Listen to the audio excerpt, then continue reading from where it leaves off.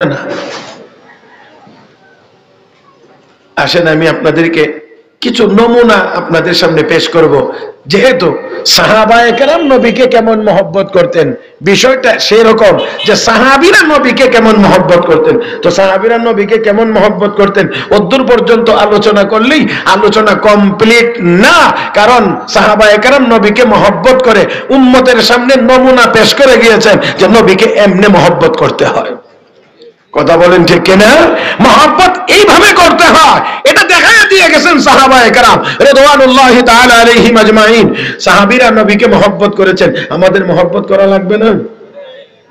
আসুন, আল্লাহর নবী রাহমাতুল লিল আলামিন নবী মুহাম্মদুর রাসূলুল্লাহ সাল্লাল্লাহু আলাইহি ওয়াসাল্লাম নামাজের পরে মসজিদের আঙ্গিনায় বসে আছেন। এমন সময় নবীর এক সাহাবী গিয়ে বলছেন, মাতা সাআতু ইয়া রাসূলুল্লাহ, ও নবী কিয়ামত কখন হবে? কিয়ামত কখন হবে? নবী কোনো উত্তর দেন নাই। আবার সাহাবী গিয়ে একটু পরে জিজ্ঞেস করলেন, মাতা সাআতু ইয়া রাসূলুল্লাহ, ও নবী কিয়ামত কখন হবে? জবাব দেন নাই। আবার গিয়ে জিজ্ঞেস করেছেন, মাতা সাআতু ইয়া রাসূলুল্লাহ, নবী গো কিয়ামত কখন হবে? নবী এবার সাহাবীকে উত্তর না দিয়ে পাল্টা প্রশ্ন করে বলেন, মা আদাত্তা লাহা, সাহাবী কিয়ামত কিয়ামত করতে আসো, কিয়ামতের জন্য তোমার প্রস্তুতি কেমন?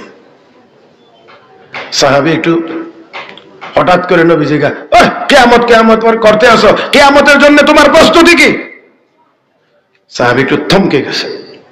কিছুক্ষণের মধ্যেই নিজেকে সামলায় নিয়ে বলছেন, ইয়া রাসূলুল্লাহ ইয়া হাবিবাল্লাহ, ওগো আল্লাহর নবী, আমার বেশি নামাজও নাই, আমার বেশি রোজাও নাই, অধিক পরিমাণ কোনো ইবাদত আমার নাই, তবে গো নবী ইন্নী উহিব্বুল্লাহ ওয়া রাসূলাহ, আমি আল্লাহ এবং আল্লাহর রাসূলকে মহব্বত করি, ভালোবাসি। আরেকটু জোরে কোন, আরেকটু জোরে কোন। আমি আল্লাহ এবং আল্লাহর রাসূলকে মহব্বত করি। ইন্নী উহিব্বুল্লাহ ওয়া রাসূলাহ, আমি আল্লাহ এবং আল্লাহর রাসূলকে মহব্বত করি। রহমতের নবী জবাব দিয়ে বলেন, সাহাবীরে, আল মারউ মা মান আহাব্বা, দুনিয়াতে যে যাকে মহব্বত করবে তার সাথে তার হাসর হবে।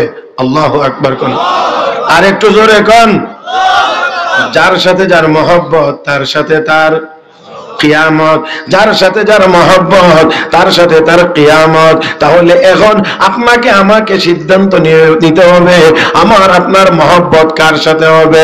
কোন ফুটবলারের সাথে, কোন নায়কের সাথে, কোন গায়কের সাথে? ও মুসলমান, তাহলে অবশ্যই সিদ্ধান্ত নিতে হবে, আমি হাসরের ময়দানে কার সাথে আল্লাহর দরবারে দাঁড়াইতে চাই। কোন নাস্তিকের সাথে যদি দাঁড়াইতে চাই তাহলে আমার মহব্বত নাস্তিকের সাথে হবে। কোন ফুটবলারের সাথে যদি হাসরের ময়দানে দাঁড়াইতে চাই তাহলে মহব্বত তার সাথে হবে। কোন গায়কের সাথে যদি দাঁড়াইতে চাই তাহলে অবশ্যই গায়কের সাথে মহব্বত হবে। আর পক্ষান্তরে যদি কোন আল্লাহওয়ালা, কোন বুজুর্গ, কোন ওলিয়ে কামেল সাহাবীদের সাথে, নবীর সাথে যদি হাসরের ময়দানে দাঁড়াইতে চায় তাহলে মহব্বত নবীর সাথে হওয়া লাগবে। সিদ্ধান্ত এখন আপনার, সিদ্ধান্ত আমার, সিদ্ধান্ত আমাদের। আমরা হাসরের মাঠে কার সাথে দাঁড়াইতে চাই এটা আগে একটু বুঝে নিতে হবে। মুহতারাম হাজরিন, এই জায়গাটা যদি একটু চিন্তা আমরা করতে পারি, একটু চিন্তা করতে পারি, তাহলে আমার মনে হয় দুনিয়াতে আমরা অনেক গুনার কাছ থেকে বেঁচে যাইতে পারবো, অনেক গুনার কাছ থেকে বেঁচে যাইতে পারবো। সময় সীমিত, এই জন্য সব কথার দিকে যাওয়া যাবে না, আমি সোজাই সামনের দিকে আগানোর চেষ্টা করব।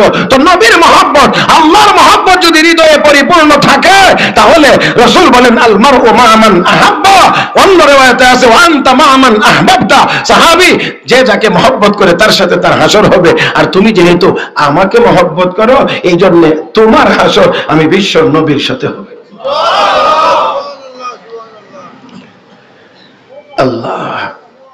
আসেন আর একজন সাহাবীর কথা বলি, তারপরে যে আয়াত তেলাওয়াত করেছি এই আয়াতের শানে নুজুল বলবো, আর এর ভিতর দিয়ে সাহাবী নবীকে কেমন করে মহব্বত করেন এর একটু নমুনা আপনাদের সামনে ফুটে উঠবে। খেয়াল করে একেবারে আমার দিক তাকিয়ে শুনবেন। রাসূলের এক সাহাবী নাম হযরত সাওবান রাদিয়াল্লাহু তাআলা আনহু, চেহারা কেমন জানি কালার পরিবর্তন, রং পরিবর্তন হয়ে যাচ্ছে। নবী একদিন জিজ্ঞেস করেন, সাহাবী তোমার চেহারার রং পরিবর্তন হয়ে যাচ্ছে কেন? সাহাবী বলেন, ইয়া রাসূলুল্লাহ, আপনার কথা চিন্তা করতে করতে আমার চেহারার রং পরিবর্তন হয়ে গেছে। নবী কো, সাহাবী আমাকে নিয়ে আবার তোমার কিসের চিন্তা? আমাকে নিয়ে কিসের চিন্তা?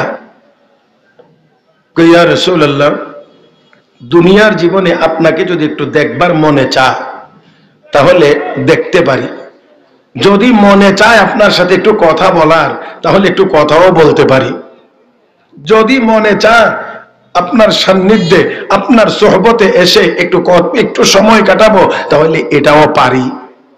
আমার নবীর দরবার সবার জন্য ছিল উন্মুক্ত, এখানে ছোট বড় নাই, সব স্তরের মানুষ সর্ব